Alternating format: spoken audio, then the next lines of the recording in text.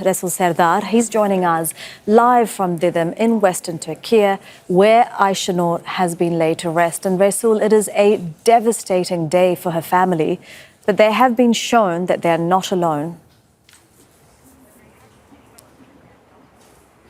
Indeed, it was a devastating day for the family. And we have just seen that her mother has just left her grave where she was buried, her father as well. And they both could just barely keep up with the help from some other people. So it's difficult for them to accept that Aysenur is no more. But it was not only family. There had been her friends as well. Several of her friends from the United States and from across Turkey, they have been attending her funeral.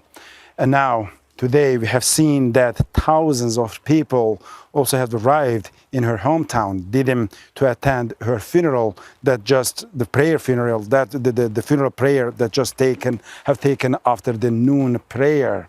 And still people are coming and paying their respects. This is her grave where she is buried. People have planted some of the flowers here, and you can see a Palestinian cafe on the other side. You will see a Palestinian flag and a Turkish flag together. And of course, alongside her family, friends, and thousands of people coming and attending her funeral, there have been several senior politicians also were present here, including the parliament speaker, the foreign minister, the leader of the opposition party, the justice minister, and several others. And we have seen that the parliament speaker has delivered a speech promising that justice is going to be delivered. That's right, Resul. He said that Aysenur's death will not be in vain. So tell us what the Turkish government is doing about her killing. Well, Turkey has said that they have launched their independent investigation. And the reason for that is the lack of trust toward the Israeli investigation. They say that the Israeli investigation is not reliable. There are lots of ambiguities around it. It's not transparent. And of course, it doesn't make sense for them because Turkish officials are considering Israel as the killer of Aysenur. So based on that, they have launched their own investigation. And we have heard from Aysenur's father, Mehmet Suat Eygi, again and again. He has been calling on the United States government also to do the same. But Turkey is taking a further step. So it has done its own autopsy on Aysenur's body. And the Turkish officials are saying that the findings of this investigation and also the autopsies are going to be provided to the International Court of Justice to be used in the ongoing war crime trial against Israel. But according to the parliament speaker, there's not going to be only that. He's promising that Turkey is going to take several steps internationally.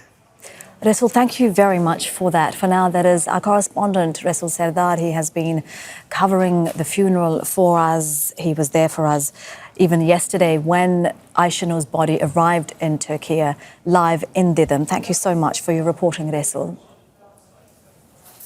We're now joined by Vehbi Baysan. He's a political analyst and assistant professor of history at Ibn Haldun University, and he's joining us live from Istanbul. Thank you very much for your time. So we were just hearing from our correspondent about the investigation that Turkish authorities are undertaking into Aysenur's killing, but our correspondent was also talking about Turkey hinting at possible other steps that the country might take on the international stage. We have to, of course, see what comes out of the investigation.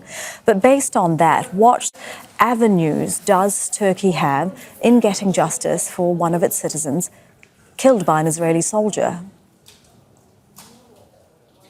Well, as we're witnessing currently and the last few days, that Aysenur Ezgi's killing actually became quite a sadness nationwide. And President Erdogan, even today in an international press conference, emphasized this killing and emphasized also that they will do their best at legal front to find out who did it and how that happened.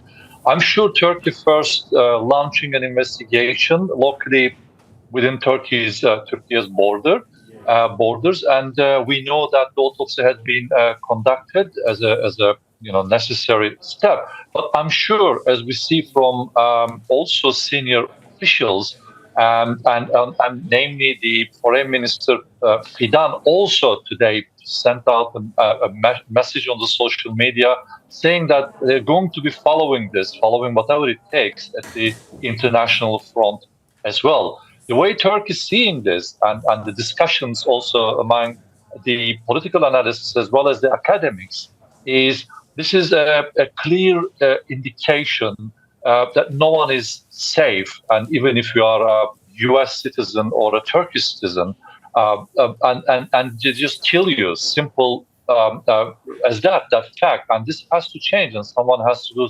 something about it, because the death toll daily increasing in Gaza, and now even internationally it's called as genocide. So I'm sure Turkey will be following this issue legally at international front as well.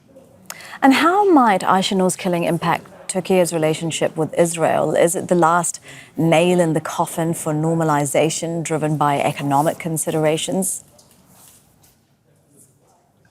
Well, since the beginning, I mean, let's say at least at the beginning, Turkey really, I know personally that followed the necessary steps to be the mediator between the two parties. But unfortunately, especially Israel rejected that, and you know what happened, and total destruction.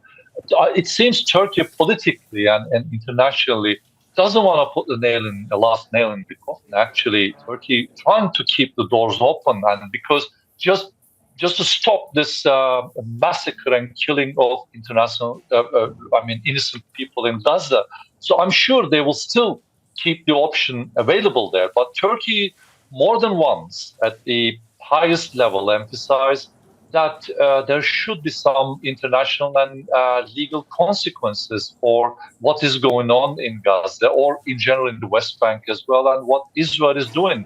This is unacceptable. So now we can see that the senior official, Mr. Numan Kurtulmuş, also was at the funeral, and he was saying the same thing. So it is quite sad seeing, in the one hand, over 41,000 people daily being murdered, and in the last 70 years they're subjected to the brutal occupation.